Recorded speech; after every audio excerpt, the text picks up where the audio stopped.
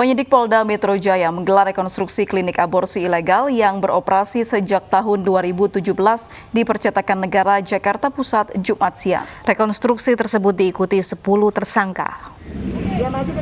Polda Metro Jaya menggelar rekonstruksi kasus klinik aborsi ilegal di Percetakan Negara, Jakarta Pusat. Beroperasi sejak 2017, klinik ini telah menggugurkan 32.000 janin. Rekonstruksi ini diikuti 10 tersangka, 9 diantaranya pengelola klinik, sementara 1 lainnya adalah pasien.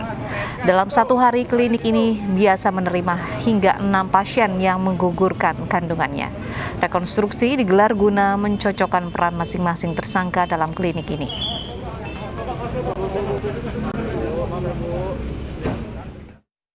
Selengkapnya mengenai rekonstruksi klinik aborsi di kawasan Percetakan Negara, sudah bersama kami Kabid Humas Polda Metro Jaya, Kombes Pol Yusri Yunus. Assalamualaikum, selamat sore Pak Yusri. Selamat sore, Mbak April, Mbak Uci. Baik, Pak Yusri, apa fakta baru yang terungkap dalam rekonstruksi yang digelar tadi? Pak Yusri, silakan. Terima kasih, Mbak. Jadi memang sekarang ini rekonstruksi di TKP sedang berlangsung sejak pukul 2 tadi ya, kita laksanakan rekonstruksi. Yang memang kita rencanakan ada 63 adegan di 5 TKP, tetapi kita jadikan yang 4 TKP ini memang kita jadikan satu di situ. Ya, kita kan di TKP yang keempat adalah tempat di mana pelaksanaan aborsi atau tindakan ilegal ini dilakukan. Dari 63 ini ada 5 TKP, kita bagi menjadi 4 klaster sebenarnya.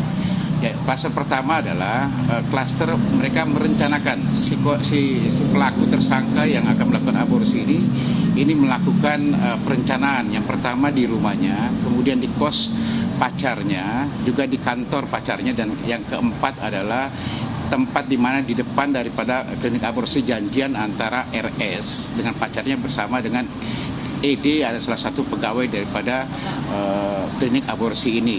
Ya, mereka memang sudah berjanjian melalui WhatsApp yang dia memang dapatnya dari website daripada si klinik aborsi ini. Nah, yang kedua adalah pelaksanaan. Mereka mulai pelaksanaannya itu mulai dari mereka mendaftar, ya, mulai persiapan. Mereka dari mulai mendaftar, setelah masuk datang mendaftar, kemudian juga sampai dengan pengecekan USG.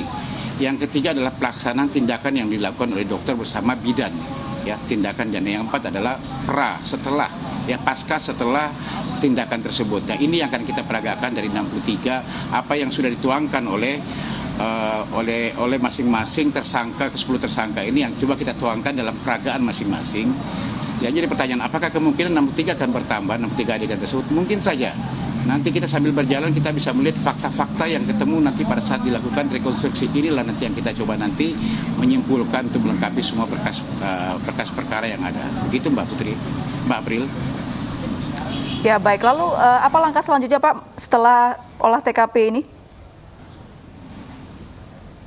Nantinya semuanya akan kita lengkapi. Kalau memang ada masukan fakta-fakta baru, kita akan lakukan pemeriksaan tambahan kembali. Mudah-mudahan apa yang sudah dituangkan oleh para tersangka, ke 10 tersangka ini yang sudah dilakukan pemeriksaan ini sudah sesuai dengan 63 adegan yang diperagakan. Karena kita ketahui memang rekonstruksi adalah bagaimana mereka memperagakan apa yang sudah dituangkan dalam berita acara pemeriksaan. Nanti setelah itu baru kita lakukan kelengkapan berkas-berkas, Mbak. Begitu, Pak. Apakah sejauh ini Pak masih berjalan rekonstruksinya, tapi sejauh ini yang sudah berlangsung sejak pukul 2, apakah cocok begitu berdasarkan keterangan tersangka dengan jalannya rekonstruksi adegan yang diperagakan? Ada beberapa mungkin fakta-fakta yang awal ini saja kita sebutkan saja, bahwa kemarin kami sampaikan bahwa yang dia terima di sini adalah beda dengan Raden Saleh. Raden Saleh itu menerima sampai 6 bulan ya. Yang kemarin bulan yang lalu kita ungkap juga di daerah Raden Saleh. Kalau di sini dia cuma menerima 2, kemarin saya katakan 2 sampai 14 minggu. Ternyata setelah kita lakukan awal di 20 adegan ke 20 lebih itu ada penyampaian dan setelah dikelompokkan bahwa memang cuma 2 sampai 12 minggu saja. Kenapa 12 minggu? Karena lebih dari 12 minggu itu bisa sudah berbentuk janin, sehingga mereka tidak akan mau terima. Dokter DK ini tidak akan mau terima. semua dalam bentuk gumpalan darah saja yang diterima. Itu pertama. Kemudian yang kedua, memang juga kita temui fakta-fakta yang ada bahwa setiap hari itu mendaftar lebih dari 15 sampai 20 yang mendaftar, tetapi mereka cuma bisa menerima 5 sampai 7 saja pasien untuk dilakukan tindakan aborsi ilegal di sini. Begitu, Pak. Dengan fakta-fakta yang ditemukan melalui rekonstruksi ini, Pak, menerima di bawah 12 minggu usia kandungan, hukumannya akankah ada relasi dengan hukuman yang akan diterima nanti, Pak? Ini kan 10 tersangka ini sedang kita peragakan, Mbak, dengan perannya masing-masing, dengan persangkaannya, dengan unsur-unsur masing-masing, nanti pasal berbeda buat kita semuanya.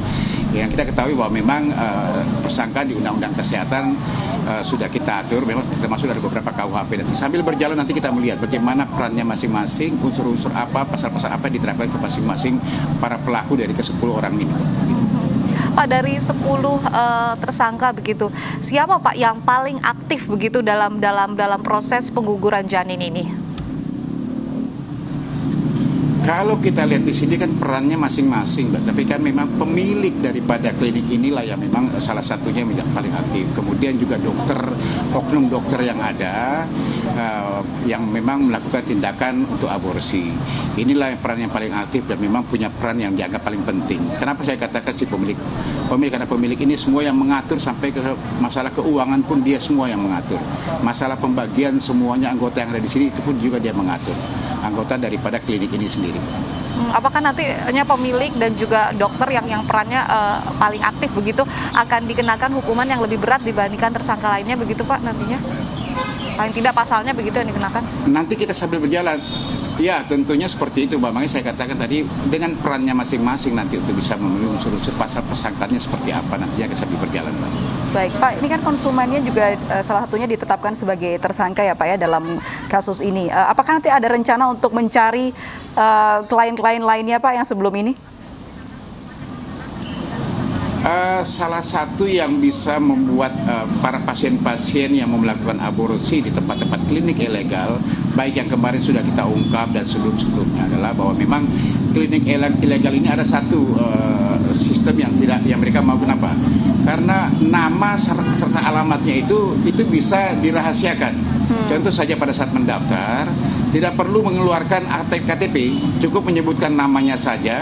Ya, misalnya namanya A, dia menyebutkan B pun itu diterima dalam buku registernya.